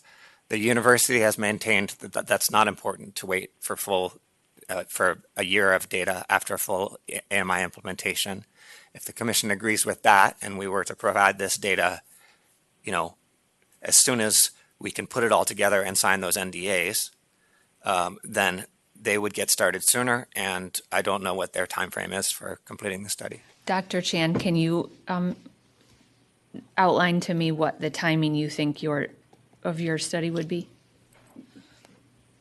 Chair Stephen, I think studies like this could take, I would say similarly 6 to 9 months, but, it really depends. And, I think we would look to align with the timing that would be most helpful to the commission. Okay, so you're somewhat flexible. Great. Commissioner Sullivan. Thank you. And Dr. Chan, and then if the universe, I think that, I'm going to paraphrase what I think the company would say, but they would say a full year worth of data is better, leads to more statistically significant results. Is that, Mr. Martin, is that fair to say? I think I would refine that a little bit. We didn't make a judgment on the statistical validity. What we said was, if you are doing a study that you think is going to potentially lead to rate or policy recommendations for our customers, it would be better to have data on all of our customers, and that would be, AMI deployment is virtually complete by the end of this year, but to have a full year of data from everyone would be basically early 2027. Okay, thank you, Mr. Martin. Dr. Chan, could you respond to that? I mean, why your proposal is to go sooner, to go faster. Could you, I think Mr. Martin and the company make it, that seems like a good point, but if you could respond to that. Chair Seaman, Commissioner Sullivan, of course, more data is always better. I think that's just always true. And as I mentioned, we would plan to do the study again every couple of years and make the exact same data request every couple of years to make sure that we're keeping track, because things are changing in the energy system. And at the same time, I think we can learn an incredible amount by getting started now. AMI has been being deployed for several years now. I haven't been able to find the public record the extent to which that rollout has been equitable or correlates with anything in the service territory. So it's hard to say without seeing the data, is the AMI deployment only happening in certain areas that are going to bias the results or not? That would determine whether or not the results of a more limited data set would be representative of the whole, is how that deployment has been happening. I would hope that it's been somewhat equitable, and so our results will be, to the extent they are, representative. But we'll be able to see in the analysis, based on the geocoding, how representative geographically, based on other measures like income, property value, et cetera, to the extent to which the data that is available does represent the full service area. Okay. And we can account for that. I'd just be curious to hear from, it's been all quiet on the Western Front over here, but maybe Dr. Lieb, I would ask your thoughts on that, and if others want to, I'd be interested in your thoughts. Chair Sieben, Commissioner Sullivan, I think we're in agreement with Dr. Chan that having the data sooner, especially given some of the other related dockets that Chair Sieben identified, is going to allow us to have a more effective regulatory implementation. And I don't think we have statistical concerns given the number of data points, and also that this will be a robust peer-reviewed study. So if there are statistical concerns, those should be explored robustly through the review process. Ms. Levinson-Falk. Thank you, Chair Sieben and Commissioner Sullivan. I certainly agree with everything that Dr. Lieb and Dr. Chan have said. I think I also wanted to just take the chance to remind the Commission that you don't need to actually make any determination on this question to find that under the standards, Xcel is required to provide the data to the Chan Lab. I think that's very clear. There's no evaluation of the validity of this potential study that might be done with that. I think where the question of the value of the study comes in is the cost, and I think you have been, in my read, have been quite clear that the Commission think there's a lot of value in studies like this and others that might be enabled, building off of Dr. Chan's study. Okay. Ms. Raymond, is there anything you wanted to? Chair Sieben, Commissioner Sullivan, the OAGs, our position is really that the standards criteria has been met here, and that the data should be provided to the Chan Lab. Mm-hmm. I have not really raised that point that much because I think it's obvious. So, but anyways. Commissioner Partridge. Thank you, Chair Sieben. I appreciate that, and I do want to just kind of take us up a level. I think it's really interesting to dig into the details of the study, but as is in the briefing papers, this is public interest research that we, in another separate docket, identified as being valuable to the Commission. And I appreciate the information that both CUB and the Chan Lab have shared on this study. I agree that the question here today is, should the study go forward? Is this an appropriate use of customer data? And I think certainly that's the case. Now, layering on top, as we've said, we're really interested in this study, and this particular study was noted in a different docket. And certainly there's been a lot of conversation. The department provided some feedback on the CUB Illinois study. And so in my opinion, I'm sort of asking CUB and the Chan Lab, for almost a favor in this particular case, which is, would you be willing to work with the department on some of the feedback that they provided on the initial study to try to address some of the concerns that they had with the clustering, et cetera? Chair Stephen, Commissioner Partridge, if that's, I think I'll let Dr. Chan speak more to the study methodology, but we have said that we would like everybody's input and would intend to bring stakeholders together and hopefully the company as well to say, like, what would you like to be learned from this and what concerns do you have about the study, and try to get everybody's input as the study is even being designed. So we very much intend to do that. Great. I think, Commissioner Sullivan, I think you should make a motion and then we can take if commissioners have immediate questions, otherwise we take a short break and then come back. So here's and what discuss it. So why don't you lay out your motion, because So I have we a don't motion all here. understand what it And is. maybe Mr. Harsh, can you put it up to the screen, maybe? The decision options? Yeah. Commissioner Sullivan motion that we've developed. Oh, we just have 17? Okay. Well, here's what I'll do. I'll just talk it through. My motion is I'm going to move decision option 2, which will be to order Xcel to release the requested anonymized CEUD to Cub and the Chan Lab. I will move decision option 5, and this is based on the discussion that we had. I'm going to cap the data access fee at $3,000 in this instance.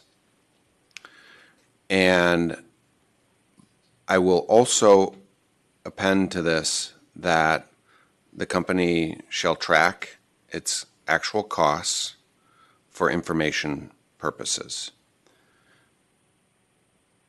I think that the reason that the data access fee I've pulled it down is because I think there is a significant value to the company and to for this study, and that should be, and it's actually also in it's in the ODAS principles, or wherever that went, section 6 subdivision 2, that there it is.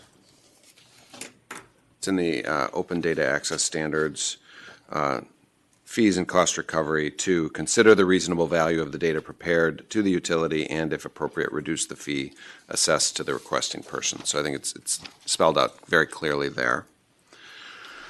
So that's my decision option 5. Then I will move Xcel's alternative 7, which I've made some modifications to, which I think are up there now. Okay, great. And that is, so it's not to exceed the later of 16 weeks from the date of the order or the date when the 3 universities mentioned in the data request have signed a non-disclosure agreement. That is Xcel's recommended alternative in the comments that they filed yesterday or the day before. Then I will move decision option 10 to do not proceed with an Xcel-led customer segmentation study. I'm going to move Xcel's alternative 16 and then add to that language the third-party evaluation of that pilot. That's also in Xcel's alternative, or that's also Xcel's recommendation from the comments that they filed the other day. And then last... Will you tell us more what your 17 does? Because we're just seeing this for the first time. The third-party evaluation of that pilot is what Commissioner, or what we were talking about before with the ABC pilot. I'm still in 16, I think. What does 7? Your Sullivan. Oh, you don't want me to talk about 17? 16? I thought you wanted me to talk about 16. I'll go to 17. I asked Trey about is right. your 17. Okay. I don't know what you're doing. You were moving me along, so I'm sorry. No, I was trying to understand what you're doing. So alternative 17 is my attempt to mesh up the department's 13 with having a deliverable that the company would have to bring to the commission, and the brain power of Cub, I would think the Attorney General's office too, though they're not included in here, but to bring everybody together to the Chan Lab would do the study, they would develop the study, and then the Xcel would then develop a rate and program design recommendations based on the results of that study relative to cost of service that they would bring forward in this docket. And that would have to be, and it would come 90 days after the report was filed. So that is my motion. And then the report is filed. And did another part of your decision option say when the study would be done, so that my question about how does this pair up with other pilots we have going, do you have any thoughts on how this would work? Did you direct the Chan Lab essentially to say like how long his study should take? I did not direct the Chan Lab to do that. So I we don't assumed that know it what would. this would be then. Yeah, I was Okay. assuming that this would kick off with the Chan Lab getting the data 16 weeks from the date of the order, so that the 6 to 9 month period that Dr. Chan referred to, that would kick off after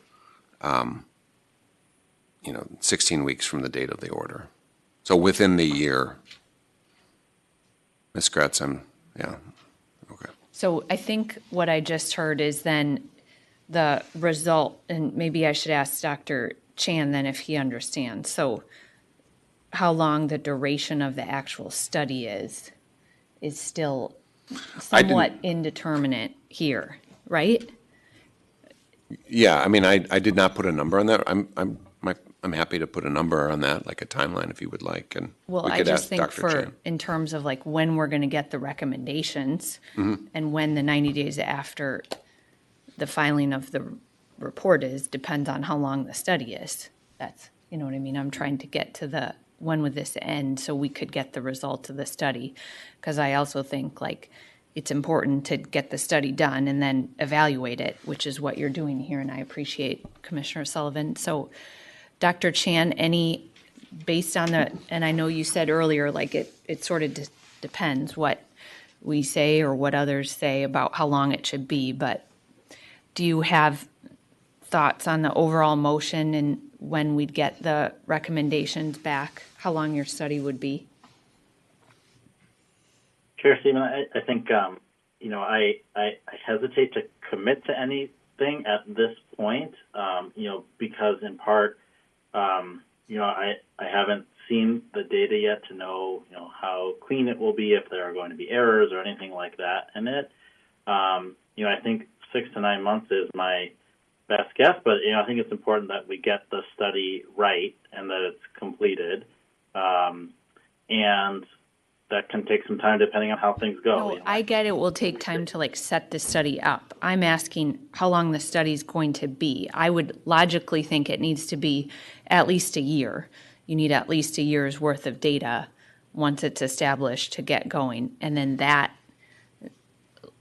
some of us, we're not sitting in these seats for forever. So I don't want the study to be 3 years long because we'll never get the results of the study and the pilot filed and then, get to make a decision. So that's where my brain's going is like, how long do you need to do the study once you get it set up? Chair Stephen. Can I let him answer? Sure. And then maybe I'm not making sense, but Dr. Chan, how long do you think the study needs to be? Yeah, sure, Stephen. I mean, I think the research piece of it could take 6 to 9 months, once all the data has been received and cleaned up. And like I said, we would then, write the code to be able to replicate this over time when we have a full year's of data for all the customers with AMI. A full year of data to do this study is what I'm hearing you want.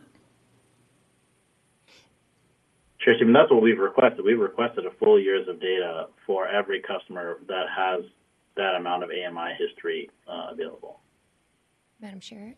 but it's historical data that you're going to be using too. So that's where was getting tied up here, is like how long until we get the results but the data doesn't start now or after you get the study. That's what I was missing earlier. Sorry if that helps you. Everybody else wants to correct me. Who goes first, Commissioner Hom or Commissioner Partridge? Yeah, thank you, Chair Stephen. I'll try to propose some alternative time frame. Knowing the researcher, he has all the incentive to publish as soon as possible. Being said that, I think, how about this, making the commission presentation as his first public presentation of his output. So he cannot publish in working paper, nor he can make any presentation in the conference unless he makes presentation at the commission. Commissioner Partridge. Thank you, Chair Sieben. I was just going to ask if it was historical data, which I thought it was, so the data is already there somewhere in their bowels of the utility system. I just want to note one thing that I'm a little uncomfortable. We don't regulate the Chan Lab, and so I'm a bit uncomfortable giving anyone a deadline, and I would appreciate, some sort of maybe soft commitment or goal that perhaps CUB and the Chan Lab could provide, and then maybe an update going forward if that goal would change. But I don't know that we can give a deadline or requirement around it. Commissioner Sullivan? I'm kind of curious if Commissioner Hom's suggestion squares the circle. I mean, did Dr. Chan weigh in on that? I mean, I'd be...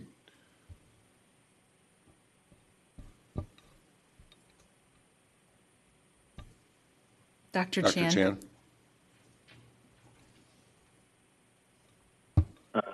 Thank you, Chair Stephen and Commissioner Hom and Commissioner Sullivan. Yeah, I think that, I would need to check.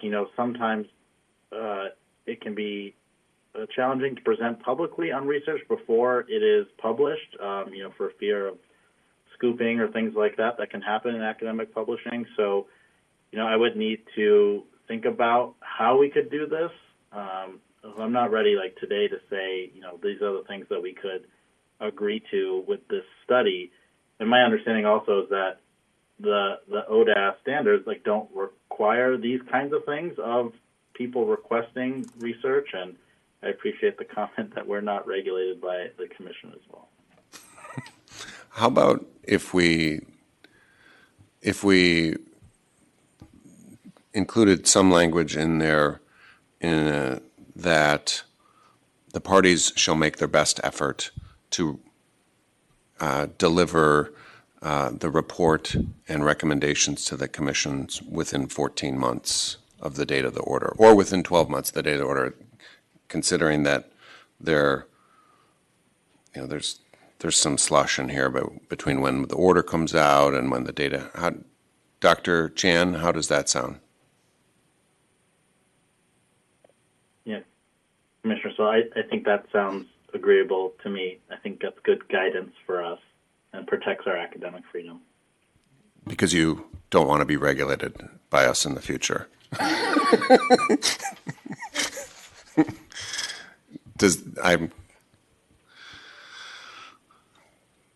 Chair Sieben, is that? So you're modifying that language? Do you want to read it? We could, maybe staff could. Or do you want to break and then? Why don't we do a 5-minute break and then we'll come back? Okay. The commission stands in recess till noon.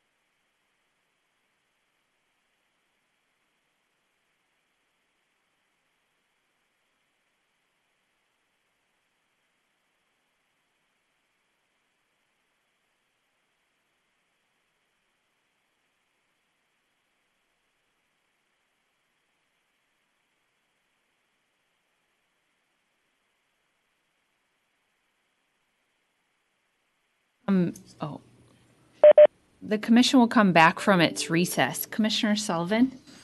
Okay, I think I'm hopeful that this will work, but I'm cognizant that we cannot tell the Chan Lab and the parties that they have to do something by a specific date. But I do think that Dr. Chan and the parties recognize the importance of this and have every incentive to do it as expeditiously as they can. So this is what I have talked to staff about and kind of thought through, and I think it works for this. But, you know, Dr. Chan, my goal with this is that, you know, we will have a study that gives us valuable insights into the residential class, and that is useful in, you know, the ABC docket when that pilot concludes, that it's useful in potentially in future rate cases, that it could be useful in program designs and TOU rates, that it really is a tool that can help cinch together a lot of the policy that we have out there today that are in some senses kind of disconnected.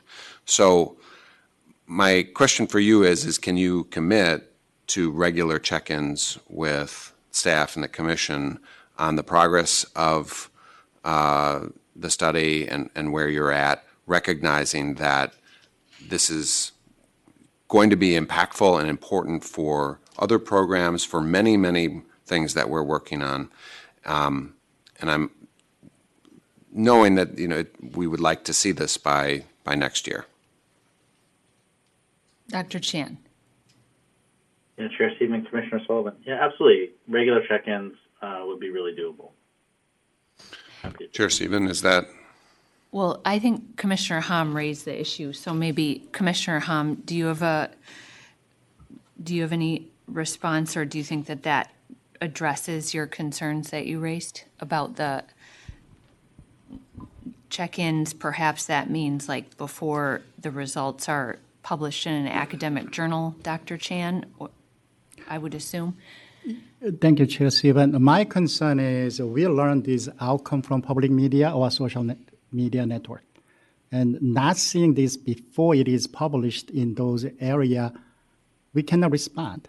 So that's why I was hoping that this outcome should be discussed at the Commission planning meeting first before it is being discussed in public forum. I think it's fair to us. I understand we directly do not regulate Dr. Chan's lab. However, we have a huge stake in this discussion because Xcel Energy is our rate-regulated utility, and potential a lot of policy implication has impact to our decision-making process. So hopefully we have a commitment from Dr. Chan that he's not going to go to the conference or publishing working paper before he makes that presentation at the commission. So we have ability to respond if he shows up in the public media. I think that's a fair point. Dr. Chan. Chair Stephen, Commissioners, I think that's I think a little bit more difficult for me to get my head around because, you know, we have a lot of kind of standard academic practices of how we interact with our peers and get feedback and, you know, train students as part of the research and postdocs and all of that as part of the research enterprise. And so I think putting conditions on the data, you know, it's just something that I think, you know, I'm not ready to commit to today. Like this, if this is a condition on the data release, then, you know, I think that's something we would evaluate. But it's not standard for, you know, other research projects like this. Dr. Chan, maybe I can add a little more and try to thread a needle here. I think what Commissioner Sullivan is laid out in his motion is a path that the commission wants you to do this work. We're trying to limit the costs that would be applied to you and to the advocates who are saying we want this work to happen by limiting the amount that Xcel can charge you. But in fairness to the commission that gets to look at the results of what you publish, it's not like, it sometimes makes me and others, I think, uncomfortable to see like real strong advocacy that is like phrased in a way that like we're pushing the Minnesota Commission to do this by using our endorsement here to say go forward and do your study before we hear what the study results say and can make like a fair case of whether Xcel should roll the things that you're proposing out into their actual programs or their rate design in this case or things like that. So I think we're all on the same page. Like we want you to do the study, we want it to be useful to the commission and potentially to Xcel, but we're also not saying like go ahead and do everything that you're proposing, or we're not saying like Xcel go ahead and do everything you're proposing because we don't know what the results are gonna say. So the regular check-ins that Commissioner Hom was saying are a way for you and stakeholders to say like, this is how the research is going. We think this is going to be useful. We think this might be instructive for the commission to think about as you regulate Xcel. You know, we want to hear your ideas from the results of your study, but we want to hear them before you're talking about it to national audiences like, oh, the commission is going to do this or Xcel is going to do this because of my study. I think that's all we're trying to say is like strike a fair balance between let us still regulate Xcel just as we can't regulate you. Is that a fair characterization in like the way you understand this is going to work? Yeah, Chair Stephen, I appreciate that, and I think that we want this to. I think we're aligned in wanting this to be useful to the commission and to the public too, and so I think the regular check-ins make a lot of sense. The part where I still have hesitation is that I think we would need some kind of NDA with the commission or something like that about how we can talk about this because in terms of like how we develop our research methods and how we work through this in the research community is something that is very much a community exercise of how we work through, kind of all supporting each other to make our research better and work in teams to do that. Yeah, I don't think we're going to ask you to do an NDA that's not what we're doing. I don't think that's what Commissioner Sullivan's intent is like we want to hear how the study is going. When you can tell us what is going to be publicly available. The department and Commissioner Sullivan laid out, like they're working with you and other public advocates. The department can help share information as check-ins as appropriate. We're not like asking you to disclose anything that you can't disclose prior to academic publication or something like that. I think the concern is like we want the results to be useful. We want to hear what the results are, and we also want to hear how it's going as you're doing the study. And it doesn't have to be much more complicated than that, I think, right, Commissioner Sullivan and Commissioner Hom? Maybe I'm not threading the needle, but I don't think we need to like argue about this a ton. Thanks. Just interject. So I agree. I think regular check-ins make sense, but I think putting limitations on their ability to share work papers with other researchers throughout the process maybe is... I don't see that language in here in Commissioner Sullivan's motion. We were discussing it, though, just a minute ago. Commissioner Hom said that. I heard him say planning meetings, which I think is like sharing public information, but Commissioner Hom. Okay, I think thank you, Chair Stephen. There is a huge misunderstanding. Going into the public conference is different from sharing your email with your colleague. I didn't say it. I said, do not go to the conference, do not publish it as a working paper until you present at the commission. That doesn't prohibit you sharing that information with your colleague one-on-one basis. It doesn't prohibit you sending that to your graduate students and discussing that with them. So this is I fully understand academic process. I don't think it is unreasonable that when you're going to the conference with unfinished paper, I don't know whether that's the practice, but I never go to any conference without having confidence this is good enough. So that's why I was very surprised that this is limiting your academic freedom, and then I'm proposing the option that prohibiting you to have a free communication with your colleague. That's not a public presentation. You can still send your paper. I got a lot of those papers with the condition that you do not share with the other person, but we can discuss this with you. We are not prohibiting it. When you are publishing as a working paper at the university, NBER, or any other place, or you go to the conference, that means you are going to publish at the conference as a conference paper or making a full presentation of your paper. That is very different from prohibiting you from communicating with your colleague.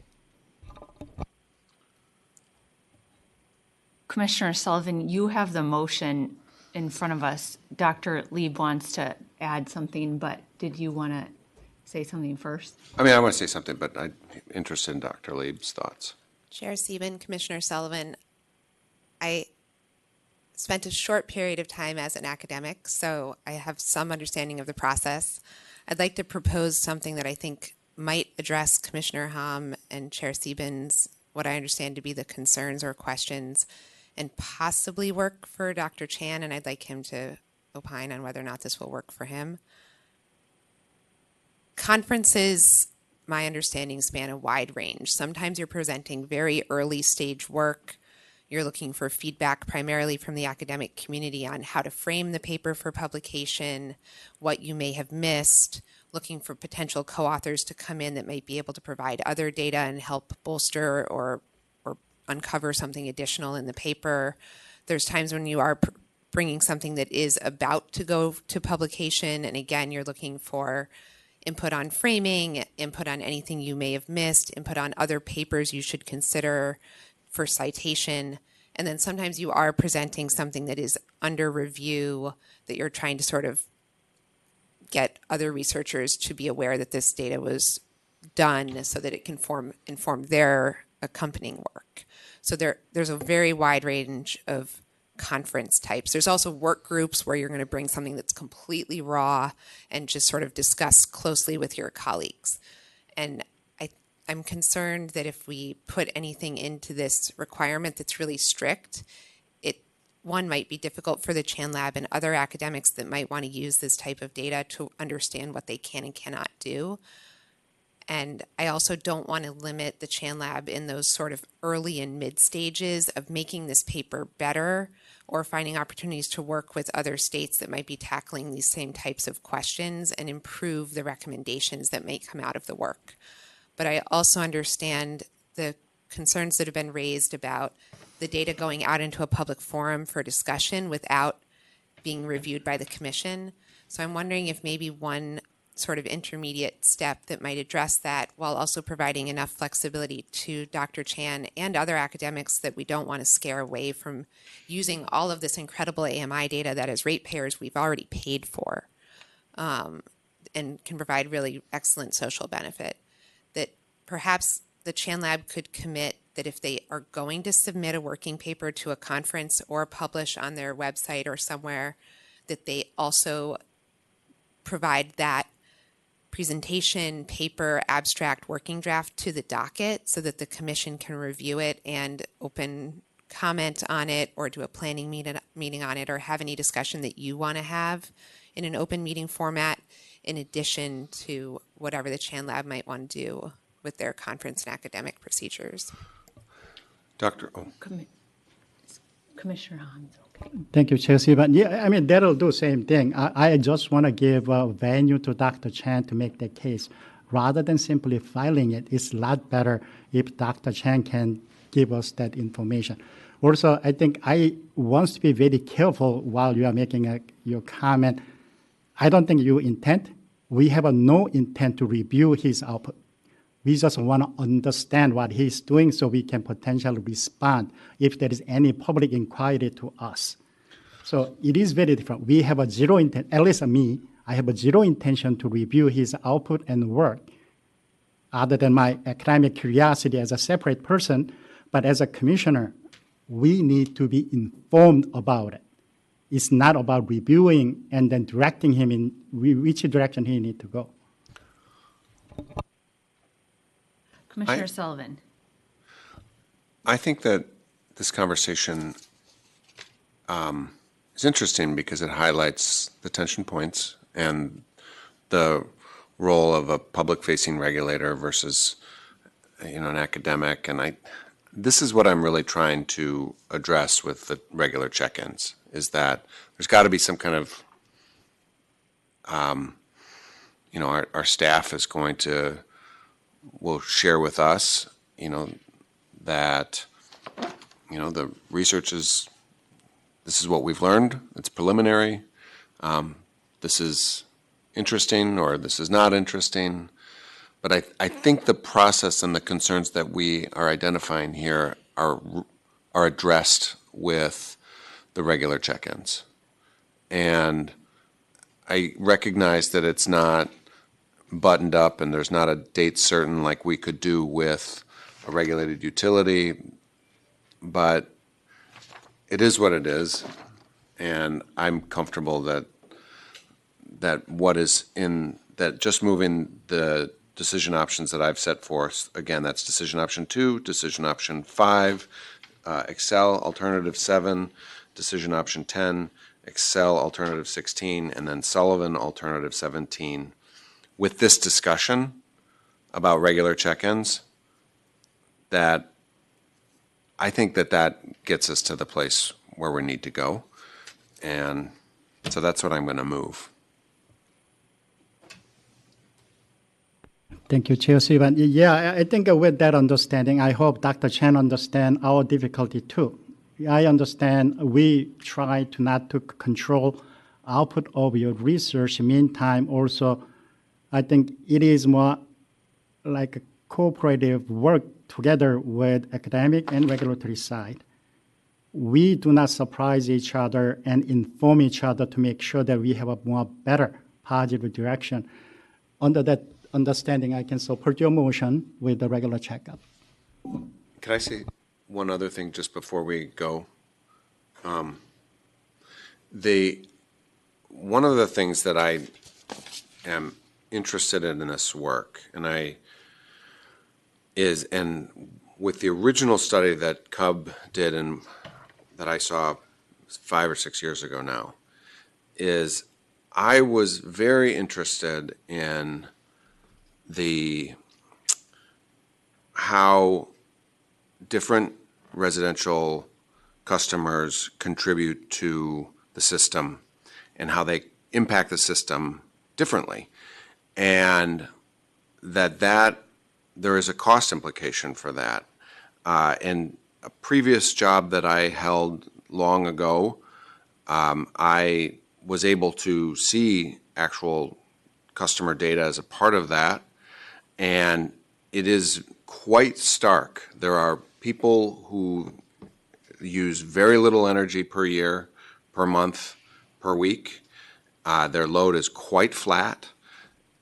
You can see that in the data. And there are people who, and I'm not making this up, they use almost as much energy as a small manufacturer in their home. And that's not even, I'm not even saying that to be funny. Like, there is a significant difference. And that has a difference in cost and impact to the system. And what I am hopeful that this study does, and that's what I thought was interesting about the original Cub study from Illinois, is that it starts getting at how that is, if you have an electric vehicle, if you have a swimming pool, if you have all this stuff, like there's a different impact. And I think that should be reflected. And now we have this tremendous smart meter system that is going to be able to get us some of that information. And I'm hopeful Dr. Chan and Cub and the department and the AG that and Xcel, that you can all come together around, like how do we look at how individuals use the system differently and how that's reflected in their, using cost causation principles. Because I think that for the low income customer, I think that's going to be their usage is going to be highly correlated. They don't use a lot of energy, and they use it in a flat kind of band. They're not contributing to peak. I'm very excited and interested in this work, and I think it's very hopefully we can do something that's going to be better than what has been done in Illinois. And I hope everybody comes together and develops something that's very useful. So that's what I wanted to say. Thank you, Chair Sieben. Okay, I agree with you, Commissioner Sullivan, but I would like to add another variable to it. Because now that is old concept of base load. Now we have a variable generation. So I suggest that I don't want to intervene in academic study. Hopefully, you can try to match that our generations in different fuel type and then also generation amount, and then you can add another variable to see whether actually it is helping, not helping, because in theory, inflexible load can cause more cost when we have a variable generation. So that's why I cannot tell you what to do, but I think it's a great academic idea that you adding one more variable to it, and plus we have a CO2 carbon-free standard. So that's why that fuel mix data is available at the MISO, and also I think that can help you to make this research better to inform us which direction we should go based on all this information. Yeah, I completely agree with you. This is very valuable data. It can give us a lot of good inference to it, but we are having different variable moving along with it. So hopefully that variable is part of this study. Great. Any other discussion on Commissioner Sullivan's motion? Is the motion clear to everyone? Yeah. Okay. All in favor of Commissioner Sullivan's motion, please say aye. Aye. Opposed? The motion prevails.